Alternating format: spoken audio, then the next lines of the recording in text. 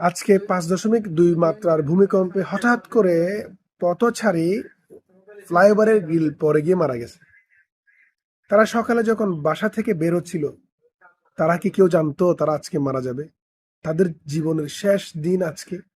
তারা যে বাসা থেকে বউ, বাচ্চা, বাবা মা, ভাই বোনদের সাথে দেখা করে আসতেছে, সেই দেখা যে আজকে জীবনের শেষ দেখা, তারা কি জানতো? জানতো না।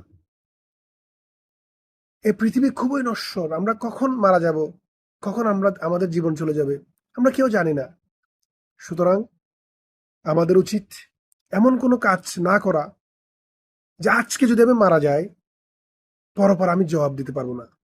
আমাদের উচিত শিরিক না করা। আমাদের উচিত কারো হক নষ্ট না করা। আমি কোনো হুজুর না, তারপরেও এত ট্রাজিক ঘটনা দেখে নিজেকে নিজেকে রাখতে পারি না, ধরে রাখতে পারি না, তাই বানালাম ভিডিও।